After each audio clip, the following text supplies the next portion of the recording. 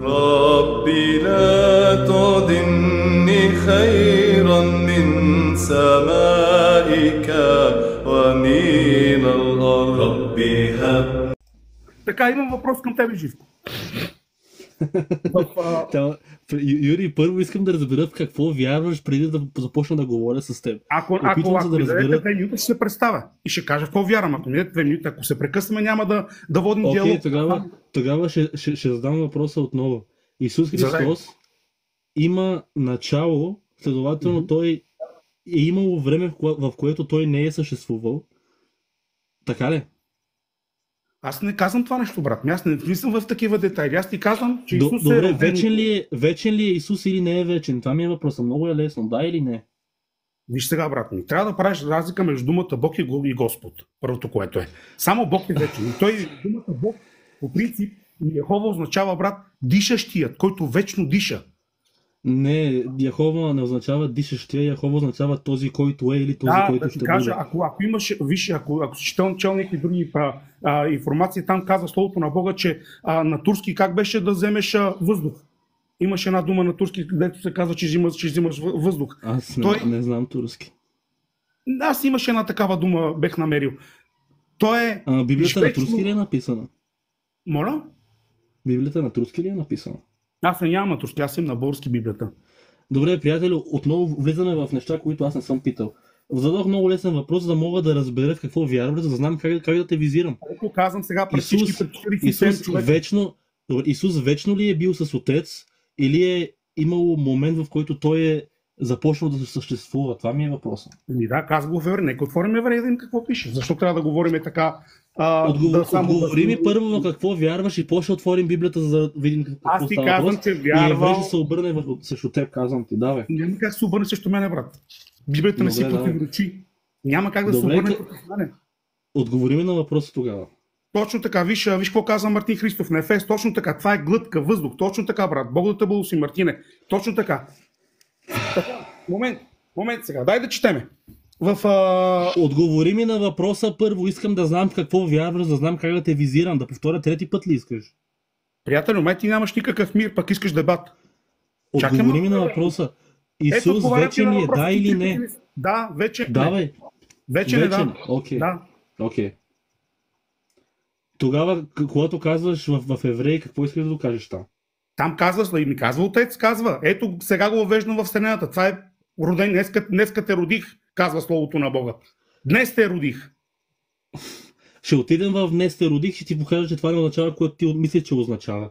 Обаче тук, що ти си противоречи сам на себе си. Първо каза, да, Исус е вечен и после каза, ето аз днес те родих и те въвеждам в Вселената. Той идва от вечността, бе, приятелю.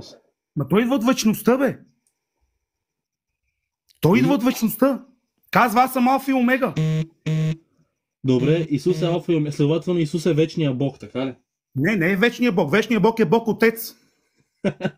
Ама не се смей, защо се смейте така размахно, аз не мога да разбера. Сега, имам въпрос към тебе, понеже ти ми дай възможност да се изкажа, и ми дай възможност да се представя. Да се представя. Сега. Искам, не. Знам за какво вярваш. Чакай малко сега, щом сега разбрах това за Исус. Значи, Исус не е вечния Бог, Исус е... Идва от вечността. А Бог ли е? Идва от там. А Бог ли е? Идва от там. Виж сега, брат. Исус Бог ли е? Защо не отговаряш на въпроса, приятелю? Исус Бог ли е? Говоря, бе, приятел, ти нямаш никакво търпение. Чакай малко, бе, приятел, ще отговоря. Той е Господ. Да. За слава на Бог Отец има само един Бог. В Коринтия какво казва? Питахте Бог ли е, а не дали е Господ. Питахте Бог ли е. Аз ти казвам, че не го приемам като Бог, приемам го като Господ. Пък ти може да си говориш и утре. Виж какво казва Словото на Бога в 6 стих, в 8 глава в Коринтия. Ни казва така. Виж какво казва Словото на Бога. И това го казва апостол Павел. Аз не го казвам. Казват така. А за нас има само един Бог, Отец, от когото е всичко и ние за него, и един Господ Исус Христос, чрез когото е всичко и ние чрез него. Трябва да бъде на Бога. Защо трябва аз да приемам някаква друга доктрина? Чакай малко. Следователно този стих означава, че има един Бог, който е Отец, и един Господ Исус Христос, така ли? Точно така, значи брат. Исус е само Господ, не е Бог. Ама виж сега, брат, как да го приемам? Ти как се... Живко, как се молиш ти, брат? Искам да кажеш как се молиш. Юрий, дишай малко, изчакай малко, дишай. Тук що ми цитира един стих. Цитирам и стиха в Коринтияни, в който се казва: имаме един Бог Отец и един Господ Исус Христос. И ти искаш да използваш този стих, за да докажеш, че Бог само е Отец и Исус е само Господ. Това ли искаш да докажеш? Да, мога да докажеш с друг стих. В първо Коринтияни. Добре, благодаря ти. Не бързай, дишай, изчакай. Нека да стоим бавно, едно по едно. Води ти тогава. Когато в стиха се казва, че има един Бог Отец и един Господ Исус Христос, ако това, че единствения Господ е Христос, това означава ли, че Отец не ти е господар? Но той е вечният господар, бе, брат. Той за това се казва в Стара Завета. Не, в стиха се казва, че само Исус не е господар. Как ще го обясниш това? Брат ми, защо търсиш такива несъществени неща, търсиш, приятел? Юри, използвам твоята логика. Ти цитира стиха в Коринтияни, в който се казва, че имаме един Бог, който е Отец, и един Господ, Исус Христос. И ти казваш: виж, Исус е само Господ, а не е Бог. Следователно, Отец е само Бог, а не е Господ. Сега ми кажи: Отец не е мой Господ. Кажи го сега. Да. Виж сега, бе, брат ми, бе. Значи ти явно нека си... Виж сега. Сега отвори си Библията. Слушай ме, сега ти искаш да ме слушаш. Ти не искаш да ме слушаш. В Стария Завет как се обръщаше Бог към хората? Не, в Стария Завет как Да, бе, кажи. Как се обръщаше към хората Бог в Стария Завет? Каза: и Господ Бог каза. И Господ Бог каза. Тая титла ги има и той. Той дава титлите на всички, бе, брат ми. И тая титла е дадена на Исус. Кой приема, кой говори в Стария Завет, когато се казва: аз съм Бог, аз съм Господ Бог? За кой става въпрос? Бог Отец и Яхова. Бог Отец? Всеки път? Абсолютно. Абсолютно, да. Кой е тогава ангелът Господен? Той си ангел Господен. Преди малко говорите за ангели, говорите за Святия Дух. Не може Святия Дух да бъде ангел. Господен. Не може да бъде. А може ли един нормален ангел да каже: аз съм Бог Аврамов, Бог Исаков и Бог Яковов? Знам за къде ще ми четеш. Слушай ме сега, приятелю. Ако ми дадеш възможност да си кажеш стиховете. Чакай малко, Юри. Тук не е монолог, тук не проповядваме. Каза ми един стих и видяхме, че стиха, който ти използва, не доказва това, което ти мислиш, че доказва. Защото ти използваше Коринтияни. Чакай малко, нека да си изкажа. Ти каза, че Коринтияни означава, че Исус е само Господ, обаче ако използваме същото твоя логика по този стих, ти доказваш, че Отец не е Господ. Сега отвори Неемия 9.6 и го прочети на глас. Давай. Слушаме сега, приятел. Ти искаш да ме водиш в твоите води, да си правиш твоите си там системи, измисляш си някакви неща. Тук-що се изложи, приятелю, много зле. Отвори Неемия 9.6. Слушаме, в поста ти пише така: Исус е Бог, Библията е единство, и пишеш: промени мнението ми. Аз ще ти го променя със Словото на Бога, ако ми дадеш възможност. Ако не, по-добре да слезна, да не се изнервяме, да не се наскърбяваме, брат. Значи не искаш да отговаряш на въпросите, ми искаш само ти да говориш това, което ти искаш да говориш. Виж, ще отговарям само на въпроси, които имат нещо в себе си, имат някаква същественост. Но не така, ти сам мислиш и така, ти мислиш иначе, ама защо и така? Окей, благодаря ти. Първият стих, който използва в Коринтияни, се обърна срещу теб. Давай, кажи втория. Давай, ще отговарям. Словото е към тебе. Ще видиш. Напротив, тук що доказа, че Отец не е Господ. Кажи следващия стих. Давай. Знаеш какво ти кажа? Това, което говориш на теб, да ти тежи на съвестта, на мен не. Аз казвам, че Отец е Господ. Казвам, че е Бог. Значи Исус е Бог също, нали? Не, той е Господ. Той е Господ. В стиха се казва, че имаме само един Господ, Исус Христос. Става да бъде на Бога, но Бог Отец имаше и тази титла. Господ. Също. Значи Исус има титлата Бог, нали? Брат ми, виж, нямаш познания, искаш да направиш, смееш се арогантно, явно не знаеш. Добре, отвори Неемия 9.6 и го почети, давай. Айде да го отворим Неемия. Отвори. Ти си Господ само ти си направил небето на небесата и цялото им множество, земята и всичко, което на нея, морета и всичко, което е в тях. И ти оживотворяваш всичко това и на тебе се кланят небесните воинства. Амин. Седми да го читали. Така, не. Да, ти си Господ Бог, както и да е. Тук за кой става въпрос? Ти сам си направил небето и земята. За кой става въпрос? За Бог Отец. Значи Бог Отец сам е създал небето и земята, така ли? Да, брат ми. Окей, благодаря ти. Сега отвори Исаия 44.24. Почти го и там да ни го обясниш. Исаия, коя глава? 44, стих 24. Стих 24, 44, стих 24. Така казва Господ, твоят изкупител, който те образува в отробата. Аз съм Господ, който е сътворил всичко, който сам разпростра небесата и сам разтла земята. Това ли да чета? 24-25. Да. Тук за кой става въпрос? Пак за Бог Отец става на въпрос. Пак за Бог Отец. Да, брат. Благодаря ти. Сега отвори книгата на евреите, стих 10 до 12. Това отварям го обратно. 10 глава. Не, първа глава, стих 10 до 12.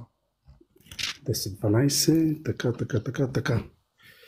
В началото ти Господ си основа земята и дело на твоите ръце, небето, те ще изчезнат, а ти ще пребъдваш. Да, те всички ще увехтеят, както дреха и като на метал. За кой става въпрос? Пак за Бог Отец. И аз сега почети от 8 надолу. А за сина каза твоя престол, о Боже, до вечни векове, и скиптър на твоето царство, и скиптър на правота. Кой говори за сина? Бог Отец. И продължаваме надолу.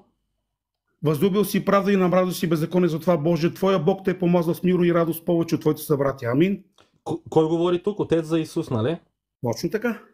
Продължи надолу. В началото ти Господ си основа земята и делото на твоите ръце е небето. Те ще изче. Ама чакай, брат, ти тук не разбираш. Кой говори тук? Чакай малко. Чакай малко. Кой говори тук? Слушай, ти не се смей. Не се смей. Давай, кажи го. Чакай малко, брат. Чакай спокойно, не да се смееш. А бъди... Виж сега какво казва. В началото ти Господ си основа земята и дело на твоите ръце е небето. Те ще изчезнат, а ти ще пребъдваш. Да, те всички ще увехтеят като дреха и като на метал, ще ги свиеш и те ще бъдат изменени, но ти си също. Да, така. Абсолютно. Кой говори за кой? Кой говори за кой? Авторът говори за Бог Отец тук. Напротив, прочети стих 8 надолу. И чета го. Възлюбил си правда и намразил си беззаконие, за това Боже. Чакай малко. Сега виж сега какъв лъжец си. От стих 8 се казва, а за сина казва, някой говори за сина. Виж бе, брат, и това са псалмите. Чакай малко, виж тук. Знам, че от псалмите. Знам, че от псалмите. И там ще отидем, и там ще изложиш. И чакай първо да разберем този текст. Абе, и ще видим откъде е цитирано.